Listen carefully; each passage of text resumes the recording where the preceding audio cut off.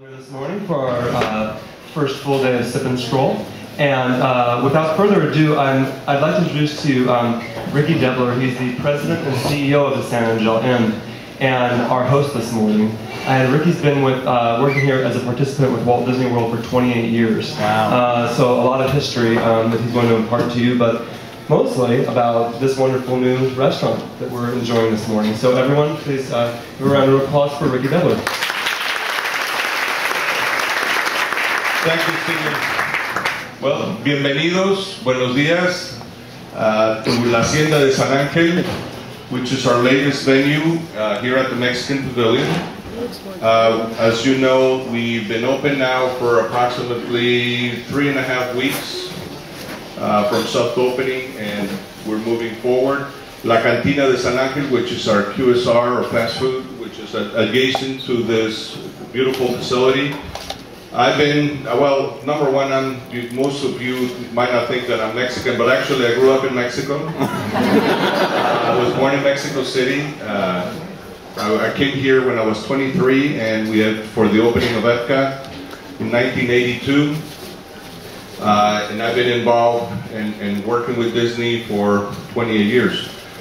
We operate other facilities in the Disney property, including Coronado Springs Resort. We run all the food and beverage there too. And it's been a great relationship. And one of my best, the things that I enjoy the most is seeing Epcot and the Mexican Pavilion develop through the years from 1982 to now, and to see what we're doing today. La Hacienda de San Angel came, if you remember, that we used to have another facility called La Cantina, which was here for 27 years. Great location, beautiful location, but it was time to do something different. And when the opportunity came to develop a concept, obviously this lagoon and the World Showcase Lagoon, and it's been one of the main attractions of World Showcase since the inception of Epcot. And we had to take advantage of the view. We had to create another experience. So I went out together with a firm from Los Angeles and Beverly Hills called K&A Design and Walt Disney World Imagineering. We partnered, we made a lot of trips to Mexico.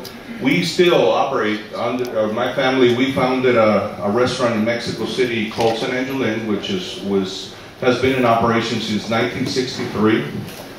Spectacular hacienda, an hacienda that was built on the 1700s. We've had it now for 47 years. Beautiful place. So I grew up in Mexico. One of the things that I grew up with is with haciendas. The hacienda in Mexico has always been one of the icons of colonial architecture, colonial living, history of Mexico. It's been always through those haciendas. And growing myself up, when I grew up as a kid in one of those haciendas in our restaurant in Mexico, so I always want to do haciendas for whatever reason. I have this thing about doing haciendas, and I think that as we traveled together with the team, development team throughout Mexico, to see the different styles, and we've done other projects, and we've bought a lot of products, a lot of design, a lot of materials. This venue, we imported a lot of all the stone, a lot of this woodwork, all the fixtures, the chairs. A lot of the materials that you see here are from Mexico, and I'm a strong believer of keeping that authentic feel and texture. Makes a location, you can only reproduce so much. Then you have to have the real authentic materials. And I think we've been able to create something that combines the hacienda feeling. When you walk up through the front, you feel like you're walking into a real hacienda. The whole storyline of this venue is that it's the history of a private hacienda, which was converted. The gentleman that owned it was a culinary expert, and he loved food. He used to entertain in his house all the time. And the spouse, the wife, was an artist and liked to make ceramics, paintings, and everything. So as you walk in, The first room to your left was the pantry. That's what we consider the pantry. That's where actually they used to have their kitchen. Then we had the formal dining, the studio, and their grand salon where the entertainment was always done. So as you walk in, we wanted to create something that you felt like you're walking into somebody's hacienda. So it's not just a dining room or looks like a restaurant. I think that was very well achieved, and obviously the view.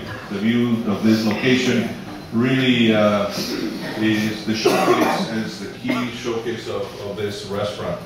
We do start service at 4 o'clock, and we go all the way through 9 o'clock, culminating, our last seating is right before the fireworks. And the music and the sounds of the firework illuminations is piped in right into the restaurant. So it creates a spectacular experience. The lighting dims down automatically, so it's completely synchronized with a firework show. So that again creates another great experience. The other thing we've done with this, and if you've seen the menu is quite different. It's nothing like what you've seen in any of our restaurants or in the area. So the inspiration with one of our chefs, our executive chef from Mexico, we recruited a number of different chefs from Mexico to come and develop the menu. We do our tortillas fresh. Nothing is more important in a Mexican food meal than the fresh corn tortillas. As I grew up, we always had a dozen tortillas, always in the table, lines. It's like an automatic. That's the basis to start a great Mexican meal. The other thing is a lot of tacos, to make true Mexican food. If you don't have a fresh corn tortilla, it's impossible to do. The corn tortillas, once they're frozen or refrigerated, they don't taste the same. They're very difficult to handle. So I wanted to maintain, so we do all our tortillas fresh. Then the menu has inspiration from southern Mexico. It's more of a southern Mexico inspiration. We're not using very little amount of Tex-Mex type of influence or any other influences. And then we're incorporating some street foods. We are incorporating esquites, which is like corn, fresh corn that is cooked and served with mayonnaise and Parmesan cheese and chili powder and lime. We used to eat that on the street. That was the street food. In little cups, we would go around carrying a little cones with those esquites. The tamal dulce, like you just tried, the same thing. We used to eat those during the holidays. Particularly, it was very popular to eat sweet tamales. Tamales are sweet. Most tamales in the U.S., you never try sweet tamales, but for us was very common. Actually, as a kid, I used to enjoy more the sweet tamales than the spicy tamales. So the preparing tacos, we're serving mostly a corn tortilla. So the menu offers you a whole variety of seafood and beef combinations. We have skillets that are, kind of for sharing. We have a lot of some entrees for. So one of the great things of Mexican food is sharing. Is putting on the family style. There's a lot of opportunities, particularly with the tortilla concept into it. We have a lot of fresh. We have a local manufacturer that does Mexican ice creams and popsicles. We are bringing soft drinks from Mexico. We have a whole gamut of new. We're really emphasizing authenticity. I would really like to see this restaurant continue to be a showcase of authentic Mexican food. All our staff is from Mexico, obviously. And this is a great continuation to our concept development that we had with La Cava del Tequila, which opened a year ago. Who has visited La Cava del Tequila? Okay, I think it's double of that, but some people don't want to recognize it. I think I have some of you that already frequent the flyers in flyers because it's flights, we call them tequila flights, so it's a frequent flyer program. So many flights you get a free flight. So that concept has worked very, very well. You know, reintroducing the culture of tequila into the pavilion. I think we're not doing enough justice to talk about and to explain to our guests what tequila, the importance of tequila in our culture, in our cuisine, how much has that changed. So here too, we have a tequila ambassador. Some of you know Hilda, our tequila ambassador, our premier tequila ambassador. She's here right now doing all the training and development. We have now a total of 4 tequila ambassadors now in the Mexican Pavilion who are doing the tastings right now during the Food and Wine, which is being held 3 times a week from 12 to 1. And we are introducing tequila. We have over 100 brands of tequila now. We have all our margaritas, as you can see in the menu, are very unique, the same way as they are in La Cava. They're all handcrafted, natural ingredients. Everything is there's no simple margarita that we have. I mean, we do have a lime margarita, but everything that we do in our margaritas are handcrafted. We have a rose petal margarita, which is phenomenal. We have a mango blueberry basil margarita.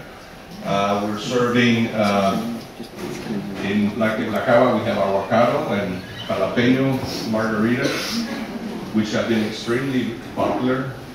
So what we're trying to, La Hacienda is a continuation of those efforts. We are in the process, you know, as you saw the cantina, the quick service side of this facility offers, we're using fresh corn tortilla, fresh tacos. We're not using, we're not serving, the menu has changed. It used to be more Tex-Mex, now it's more authentic Mexican. That's where we have the popsicles, the Mexican popsicles, and we have the burritos and the sidral. All the different components that hopefully are going to continue to create an atmosphere of authenticity and expose our guests to a different range of things. This venue will continue to open primarily for dinner from 4 to 9. And personally, I'm very excited because it's been very smooth. It's been a great opening. We're getting really great feedback. Our guests that have been here already have had a great experience. But at the same token, we continue to move forward. We're doing some plans for the San Angel Inn inside. Beginning of the year, we're going to reposition that restaurant to be more aligned with our restaurant in Mexico City. So you'll see some changes there, some exciting changes there inside too. So, I just want to thank you for coming. Thank you very much for joining us. If there's any questions that you would like me to, if you have any questions about this location, please let me know. And besides that, Stephen, thank you very much for coming and visit us.